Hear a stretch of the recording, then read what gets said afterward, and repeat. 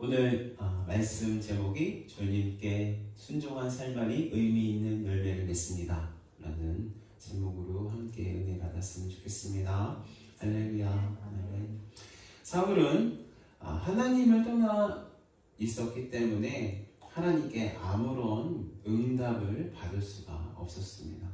그런 와중에 블레셋은 이스라엘을 쳐들어온 것입니다. 사울이 아무리 하나님의 인도하심과 보호하심을 받으려고 제사장에게 물어보고 선지자에게도 물어봐도 하나님은 그에게 응답하시지 않으셨습니다. 그래서 사울은 무당을 통해서 사무엘을 만나려고 했습니다. 그런데 그가 정작 만난 것은 사무엘을 가장한 마귀였습니다.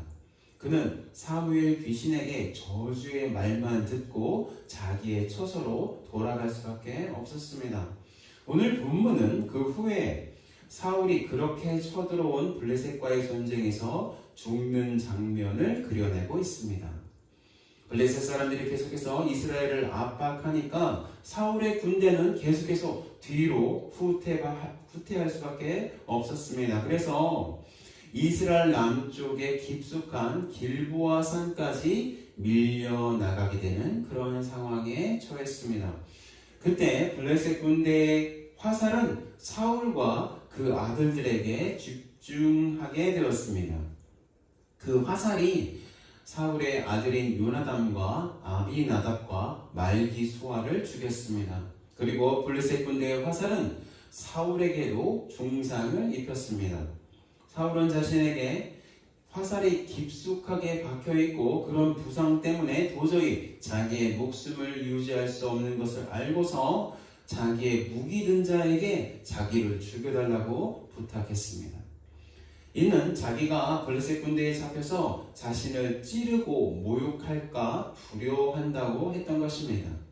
그러나 사울의 부하는 선뜻 사울을 그렇게 죽일 수가 없었습니다. 이는 자기의 왕을 자신이 죽인다는 것이 정말로 할 수 없는 일이라고 생각했기 때문이었습니다. 그러자 사울은 자기의 칼을 빼서 그 자신을 그 칼에 엎드려서 자살하고 말았습니다. 그러자 사울의 무기든 자도 그 모습을 보고 그 칼 위에 엎드려져서 함께 죽어버렸습니다. 그렇게 이스라엘 군사들이 전쟁에서 패하게 되자 이스라엘 백성들이 자기 성읍을 버리고 도망해 버렸습니다. 그리고 그 지역에는 블레셋 사람들이 들어와서 살기 시작했다고 성경은 말씀하고 있습니다. 그 다음 날에 블레셋 사람들이 전쟁에서 노략을 하려고 이스라엘 군사들의 시체 사이를 지나가고 있었는데 사울과 그 세 아들이 길보아 산에서 죽은 것을 보고서 사울의 머리를 베고 그의 갑옷을 벗겼습니다. 그리고 그 승리 소식을 전령들을 사방에 보내서 자기들이 섬기는 우상들의 신장과 백성에게 전했습니다. 그런 다음에 사울의 갑옷은 아스타롯 우상의 신전에 보관하고 사울과 그 아들들의 시신은 벳산 성벽에서 매달아 두었습니다. 그 소식을 길랏 야베스 사람들이 듣고 분개했습니다. 그들이 살고 있는 땅에서 밤새 걸어서 벳산으로 달려가서 사울의 시체와 아들들의 시체를 내려가지고 야베스로 돌아가서 거기서 화장하고 그 뼈를 야베스 에셀 나무 아래에 장사하고 그들을 위해서 7일 동안 금식했습니다. 이것이 우리가 읽은 사무엘상 31장, 사무엘상 끝장의 내용입니다. 오늘 본문에서 사울의 끝이 정말로 허무하다는 느낌을 받을 수밖에 없습니다. 그의 생애 동안에 쌓아놓았던 그의 경력을 생각한다면 그의 죽음은 정말로 어둡고 악하고 파괴적입니다. 그는 부상을 당해서 자기 부하에게 죽여달라고 애원하고 있습니다. 차마 자신을 죽이지 못하는 부하를 보고서 그는 자신의 칼을 꺼내서 거기에 엎드려져서 자기 목숨을 끊고 말았습니다. 자기 왕이 자살하는 것을 본 그 부하도 이 세상에서 어떤 소망을 가지지 못한다고 생각하게 되자 자기 왕이 자살한 것처럼 똑같은 방법으로 자기 목숨을 끊어버렸습니다. 이 얼마나 귀괴하고 파멸적인 죽음의 모습인가요? 그뿐만 아닙니다. 사울은 그 전투에서 자신의 목숨만 잃은 것이 아니라 그가 그렇게 사랑했던 3명의 아들들도 그 전쟁에서 죽고 말았습니다. 사울의 아들들의 그 죽음은 그가 그토록 염원했던 그의 헛된 바람이 완전히 사라지는 것을 의미하는 것입니다. 사울의 소원이 무엇이었습니까?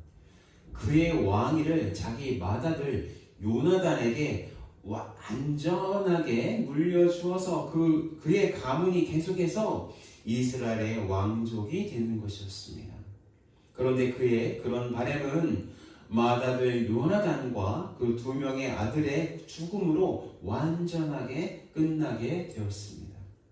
물론 그가 죽은 후에 그의 막내 아들이었던 이스보셋이 잠시 사울의 왕권을 이어받기는 했습니다.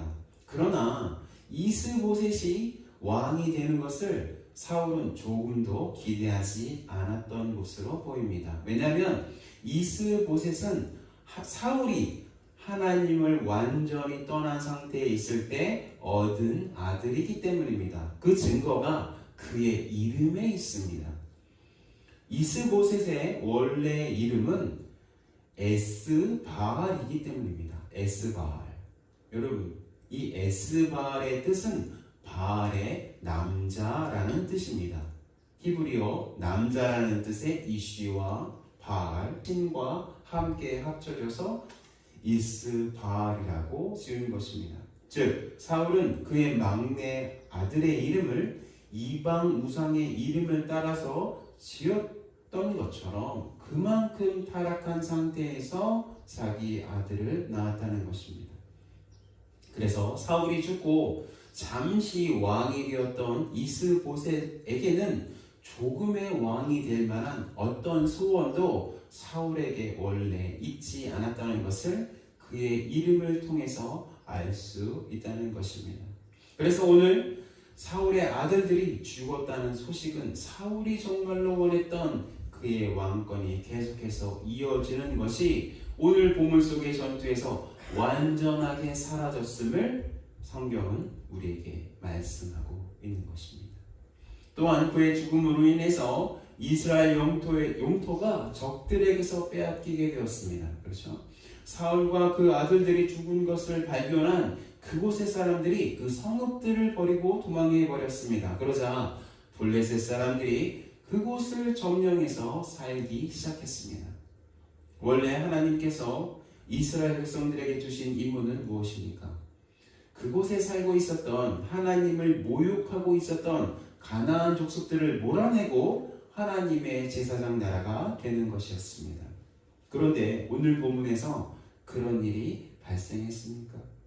오히려 반대의 상황이 일어난 것입니다. 오히려 그들이 땅을 뺏겨서 도망가는 신세가 되는 것입니다.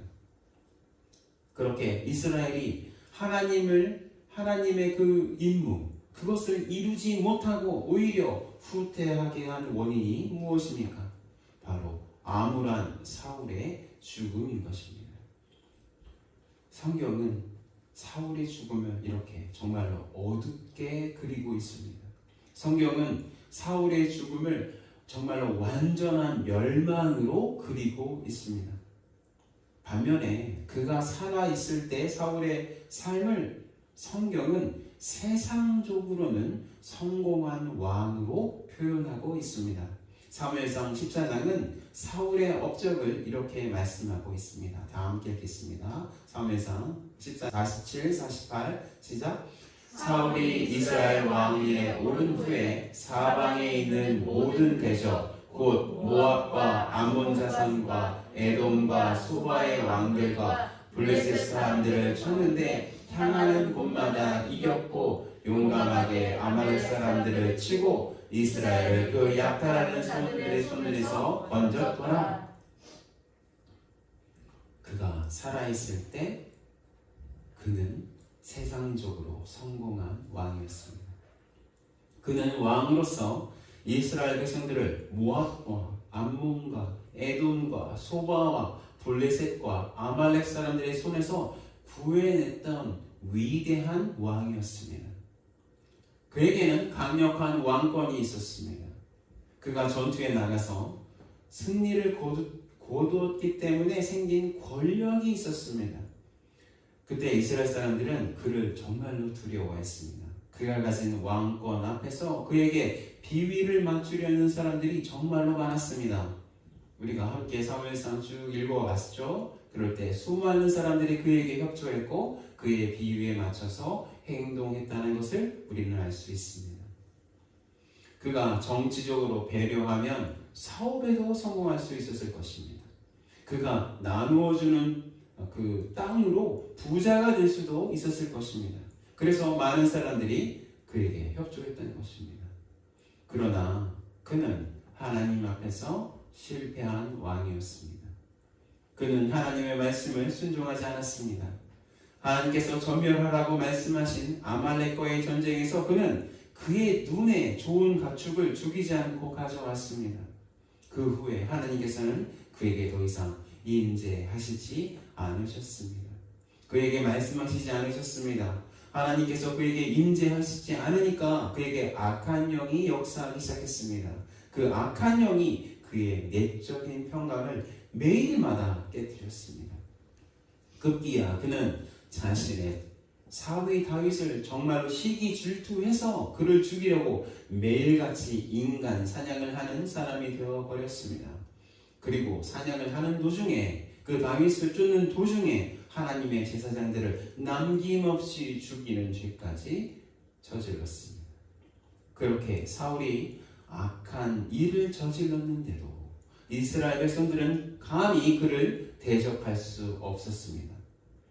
그가 자신의 왕권을 유지하기 위한 정치력과 권력이 정말로 뛰어났기 때문이었습니다. 그리고 그가 가진 그 권력과 정치력은 그가 과거에 이방 민족과의 전쟁에서 승리를 거두었기 때문에 자연스럽게 생긴 것이었습니다. 그런데 오늘 말씀은 그렇게 막강했던 사울의 권력과 꿈이 마치 거대한 소용돌이 속으로 빨려 들어가서 완전히 흔적도 없이 사라지는 것처럼 말씀하고 있습니다. 이렇게 막강했던 사울의 끝이 왜 이리 허무한가요? 왜 이리 적막한가요? 왜 이리 불행한가요? 왜 이리 황폐한가요? 그가 하나님을 버렸기 때문입니다.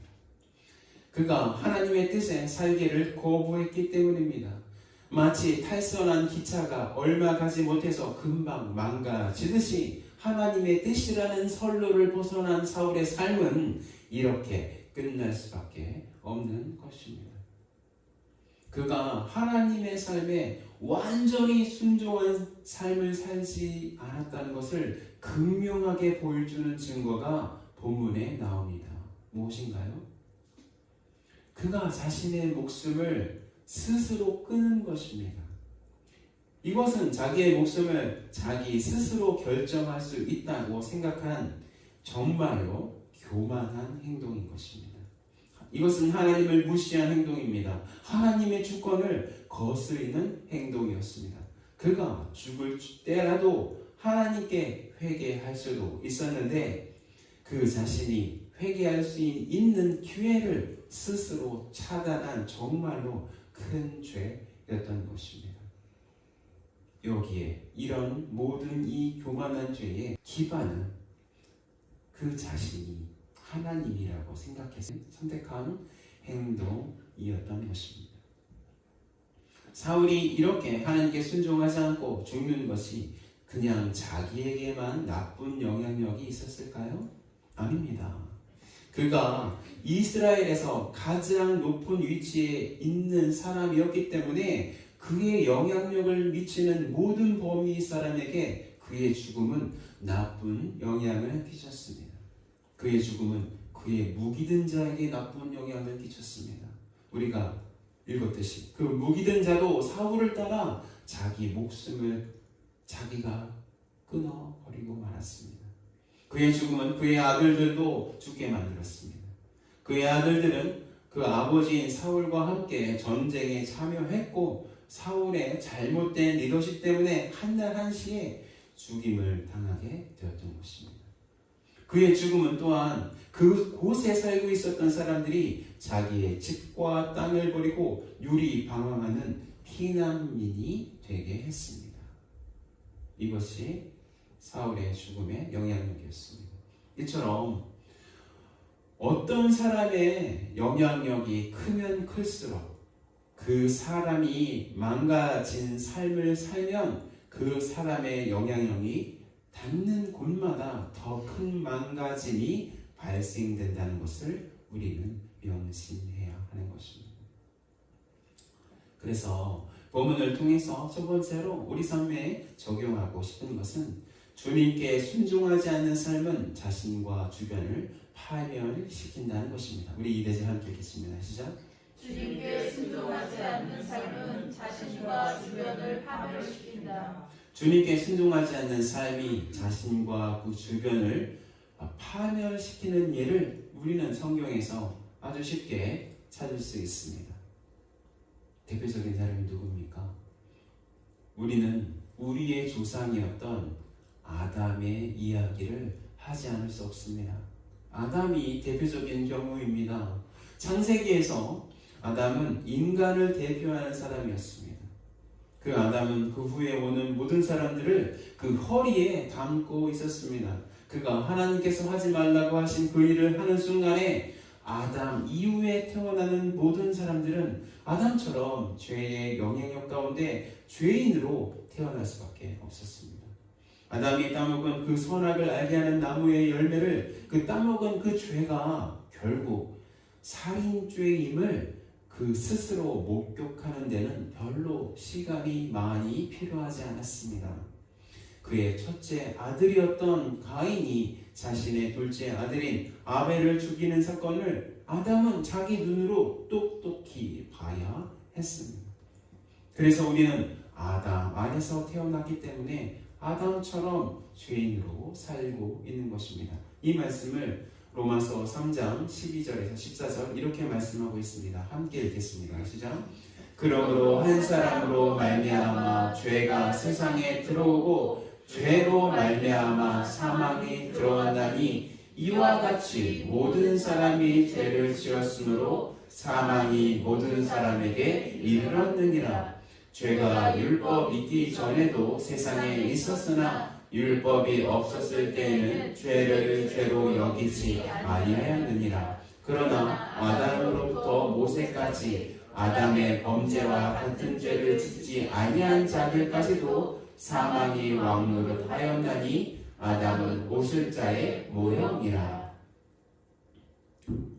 여러분, 우리가요 자기 자식들을 바라볼 때 괴로울 때가 있어요. 저만 그런가요? 괴로울 때가 있어요. 제 딸을 볼 때 괴롭다. 이런 부분 좀 괴롭다. 어떨 때가 가장 괴로우냐면 우리 자식들의 그 모습에서 우리의 잘못된 모습을 발견할 때 참 마음이 씁쓸할 때가 있습니다. 저만 그런 거 아닙니다. 여러분 다 그렇죠? 이런 약점만은 참 닮지 않았으면 하는데 그런 모습은 영락없이 닮아 있는 것을 보면서 마음이 안 좋을 때가 있습니다. 왜 우리 자식들은 우리의 그 안 좋은 모습, 정말 이건 좀 닮지 말아라 하고 하는 그 모습 닮았을까요? 물론 우리의 유전자를 가지고 태어났기 때문에 우리를 닮아 있을 것입니다. 그런데 우리 자식들이 우리의 유전자만 가지고 태어났을 뿐만 아니라 그들이 우리의 행동을 보고 계속해서 성장했기 때문에 그들은 우리를 닮아 있는 것입니다. 여러분, 솔직히요, 우리는 우리 자식들을 혼낼 자격이 별로 없는 사람입니다. 우리는 자격이 없어요. 왜냐면 그들이 우리를 보고 자랐기 때문에 우리가 저지른 실수를 그들이 보고 자라서 그들도 우리와 같은 잘못을 저지르고 있다고 우리는 생각해야 하는 것입니다. 이 세상에서 자기 자식들을 잘 키워보고 싶어 하지 않은 부모가 어디 있겠습니까? 모든 부모들은 자기 자식들이 자기보다 좀 더 훌륭한 인격, 훌륭한 삶을 살기를 원합니다. 그런데 그 바람이 좀처럼 이루어지기가 참 힘듭니다. 왜 그럴까요? 그 부모가 먼저 훌륭해져야 하기 때문입니다. 그 부모의 인격이 계속해서 하나님을 닮아가는 모습을 자식들에게 보여주어야 하는 것이기 때문입니다. 먼저 그렇게 보여주어야 우리 자식들도 따라올 수 있기 때문입니다. 그 부모가 계속해서 하나님께 순종하는 모습을 자식들에게 보여주어야 합니다. 여러분, 솔직해지십시다.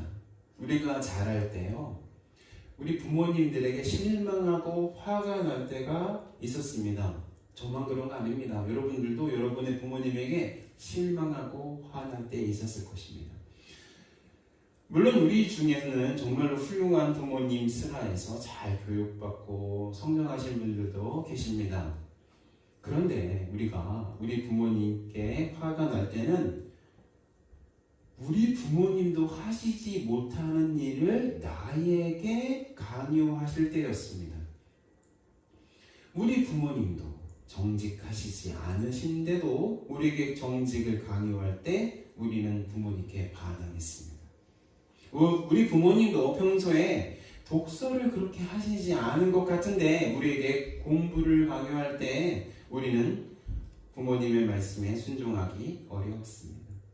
우리 부모님도 하나님을 잘 믿지 않으시고 하나님을 경외하시는 삶을 살지 않으시는 것 같은데 우리에게 신앙을 강요할 때 우리는 우리의 신앙에 대한 회의를 가진 적도 있었을 것입니다. 바로 이것입니다. 사울이 죽임을 당할 때 자기 자신에게만 비극이 찾아왔던 것이 아니라 사울의 영향력이 끼치는 모든 영역에도 비극이 함께 찾아왔던 것처럼 우리 스스로 하나님 앞에 순종하는 삶을 살지 않는다면 우리가 끼치는 모든 영향력권 안에 있는 모든 것들에게 계속된 잘못된 열매를 맺을 수밖에 없다는 것입니다. 여러분, 우리는 세상을 마치게 될 때 어떠한 사람으로 마치고 싶은가요? 이 세상의 것들을 그렇게 쫓아가다가 이 세상이 주는 극악한 열매만을 맺고 사라지는 대부분의 사람처럼 되고 싶은가요? 아니면 우리의 선한 영향력이 계속해서 남아서 우리 후대에도 계속해서 그런 좋은 열매 맺는 그런 인생을 살다가 마치고 싶으십니까? 성경은 오직 주님께 순종한 삶을 살 때만이 의미 있는 열매를 맺는다고 말씀하고 있는 것입니다. 우리 자식들이 우리의 의의 열매가 되기 위해서 내가 관계하고 있는 모든 사람들에게 그 사람들이 의의 열매가 되기 위해서는 우리가 오직 주님께 순종하고 주님께 헌신된 삶을 살아야 한다는 것입니다. 이것이 두 번째로 본문을 통해서 적용하고 싶은 것입니다. 두 번째 대지는 주님께 순종한 삶만이 의미 있는 열매를 맺는다는 것입니다. 함께 읽겠습니다. 시작. 주님께 순종한 삶만이 의미 있는 열매를 맺는다. 오늘 말씀에서 사울의 시신은 블레셋 사람들에게서 훼손당했습니다. 그의 머리는 마치 블레셋 군대의 승리의 트로피처럼 그렇게 잘려 나갔습니다. 그와 그 아들들의 시신은 벳산의 성벽에 걸려 있었습니다. 그리고 그의 갑옷은 이방 우상인 아스자르에게 승리의 제물로 바쳐졌습니다. 그와 그의 시신은 한마디로 불명예의 상징이 되어버렸습니다. 그런데 이렇게 불명예스럽게 걸려 있었던 시신들을 목숨을 걸고 수습한 사람들이 있었습니다. 그 사람들은 길르앗 야베스 사람들이었습니다. 그 사람들과 사울이 어떤 관계가 있길래 길르앗 야베스 사람들은 블레셋 군대의 모든 위협을 뚫고 사울과 그 아들들의 시신을 수습하고 장례까지 치러졌을까요? 그리고 심지어 그들은 장례 이후에 7일이나 금식하면서 그의 죽음을 슬퍼했습니다. 사무엘상 11장 1절부터 7절의 말씀이 그 배경을 설명하고 있습니다. 함께 읽겠습니다. 시작. 암몬 사람 나하스가 올라와서 길르앗 야베스에 맞서 진침에 야베스 모든 사람들이 나하스에게 이르되 우리와 언약하자. 그리하면 우리가 너희를 섬기리라 하니 암몬 사람 나하스가 그들에게 이르되 내가 너희 오른눈을 다 빼야 너희와 언약하리라. 내가 온 이스라엘을 이같이 모욕하리라. 야베스 장로들이 그들에게 이르되 우리에게 1일 동안 만리를 주어 우리가 이스라엘 온 지역에 전령들을 보내게 하라. 만일 우리를 구원할 자가 없으면 내게 나아가리라 하니라.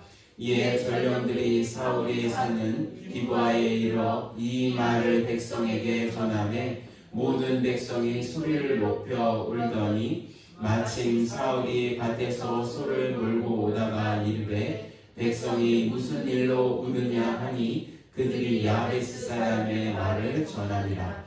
사울이 이 말을 들을 때 하나님의 영에게 크게 감동되게 그의 노가 크게 일어나 한 결의에 소를 잡아 각을 뜨고 전령들의 손으로 그것을 이스라엘 모든 지역에 두루 보내어 이르되 누구든지 나와서 사울과 사무엘을 따르지 아니하면 그의 소별도 이와 같이 하리라 하였더니 여호와의 두려움이 백성에게 임하매 그들이 한 사람같이 나온지라.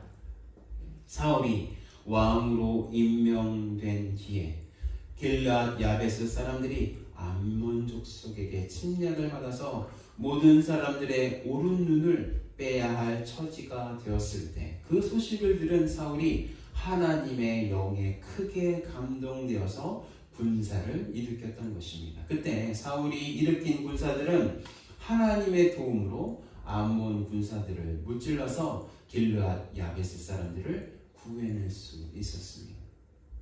그 길르앗 야베스 사람들은 사울이 하나님의 영으로 감동되어서 자기들에게 한 일을 잊지 않았던 것입니다. 그들은 자신을 성령 하나님의 도움으로 자기를 구원해냈던 사울의 죽음을 그냥 저버릴 수 없었던 것입니다. 그래서 그들은 자기 목숨이 위태로울 수도 있었는데 적진으로 들어가서 그 신을 용감하게 수습했던 것입니다. 오늘 말씀 쓰신 분 누구십니까? 성령 하나님 맞죠? 성령 하나님께서 이 사무엘상 기자에게 영감을 주셔서 오늘 말씀을 쓰게 하신 것입니다. 그렇다면 성령 하나님께서 오늘 말씀에서 정말로 황폐하고 부적절하고 암울한 사울의 죽음의 장면에서 길르앗 야베스 사람들이 사울의 시신을 수습하는 모습을 아름답게 보여주시는 그 이유 무엇일까요? 그것은 사울이 하나님께 순종해서 하나님의 영에 감동되어서 한 일만이 사울의 삶 속에서 유일하게 아름다운 모습으로 열매 맺고 있다는 것을 우리에게 알려주시려는 성령 하나님의 뜻이 있는 것입니다. 그의 권력도 그의 죽음이라는 큰 소용돌이 속으로 들어가 버렸습니다. 그가 그렇게 자랑스럽게 생각했던 그의 아들들도 그의 죽음이라는 소용돌이 속으로 들어가 버렸습니다. 그가 그렇게 중요시 여기던 그의 명예도 그의 시신이 그렇게 훼손당하는 것을 통해서 그렇게 훼손당했습니다. 그가 귀신을 의지해서라도 지키고 싶었던 이스라엘 영토도 이제 블레셋 사람들에게 빼앗기게 되었습니다. 그런데 그가 사울이 하나님께 순종하면서 겸손하게 살 때 이뤘던 길랏 야베스에서의 승리만이 그들의 충성스러운 헌신으로 아름답게 남고 있는 것입니다. 우리는 무엇을 남기고 살고 있습니까? 우리 중에는 돈이 많은 사람이 별로 없습니다. 우리 중에는 권력이 많은 사람이 아예 없습니다. 우리 중에는 그렇게 지식이 많은 분이 별로 없는 것 같습니다. 우리 중에는 그렇게 명예가 많은 사람이 없습니다. 그렇다면 우리는 무엇을 남기려고 살고 있습니까? 그냥 살아가야 하니까 하루하루를 그렇게 살고 있는 것일까요? 아니면 그냥 자식들 조금 잘 되는 것 보고 싶어서 우리는 그냥 이렇게 살고 있는 것입니까? 오직 하나님께 순종한 상태에서 하나님의 명령으로 남긴 것만이 영원의 시간 속에서 남아 있을 수밖에 없습니다.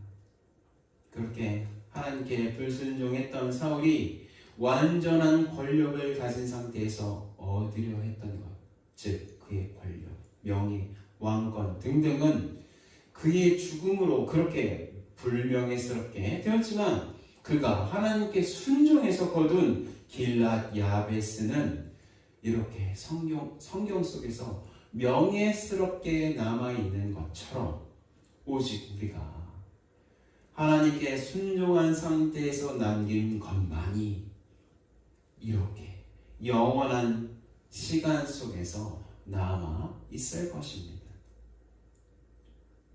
우리는 하나님께 붙잡힌 삶을 살았으면 합니다. 하나님께 순종하는 삶을 살았으면 합니다. 우리의 헌신으로 하나님의 새로운 생명을 낳았으면 합니다. 그 구원된 생명을 우리의 사랑과 헌신으로 양육하는 그런 삶을 살았으면 합니다. 우리가 하나님께 철저하게 순종함으로써 그 순종을 보고서 우리 자식들도 그렇게 하나님께 순종하는 삶을 살아내는 그런 열매를 맺어야 하는 것입니다. 우리 둘러싸인 침례교회에서 모여서 정말로 우리 감사하게도 우리 성도님들 헌금하시기에 아주 정말 힘에 지나시도록 그렇게 헌금하시고, 그리고 사람들 섬기실 때 그렇게 힘에 지나시도록 그렇게 섬기시는 모습 제가 참 감동합니다. 그렇게 하는 이유는 무엇입니까? 여기에 찾아오는 불신자들, 하나님을 모르는 자들에게 하나님의 그 복음을 전하고 싶어하는 우리의 열망이 좀 있습니다. 그 열망을 계속해서 이어갔으면 좋겠습니다. 그리고 그렇게 하는 것 하나님께서 다 기억하고 있다는 것 여러분 우리가 계속해서 명심했으면 좋겠습니다. 하나님 우리의 수고를 다 기억하십니다. 우리의 헌신을 모두 다 기억하십니다. 그래서 영원히 기억하시는 하나님의 놀라운 은혜를 우리가 바라보면서 우리 헌신된 삶 계속해서 살아나가야 하는 것입니다. 여러분, 우리의 마지막은 구약 성경 속의 사울이 되어서는 안 됩니다. 우리의 마지막은 신약 성경 속의 사울이 되어야 합니다. 신약 성경 속에 사울이라고도 하고 바울이라고도 하는 그 사람의 마지막과 비슷해야 하는 것입니다. 디모데전서 4장 6절에서 8절 제가 이 말씀 많이 인용했습니다. 이 말씀을 우리 가슴팍에 새기면서 우리 오늘 말씀 마쳤으면 좋겠습니다. 다 함께 읽겠습니다. 시작! 전제와 같이 내가 벌써 부어지고 나의 떠날 시각이 가까웠도다. 나는 선한 싸움을 싸우고 나의 달려갈 길을 마치고 믿음을 지켰으니 이제 후로는 나를 위하여 의의 멸관이 예비되었으므로 주 곧 의로우신 재판장이 그날에 내게 주실 것이며 내게만 아니라 주의 나타나심을 사모하는 모든 자에게 도니라. 이 말씀이 우리의 비전 스테이먼트가 되어야 합니다. 이 말씀이 우리의 유언이 되어야 합니다. 우리 자식들에게 이 말씀으로 유언을 하고 하나님 곁으로 떠나가는 삶을 우리는 살아내어야 하는 것입니다. 여러분,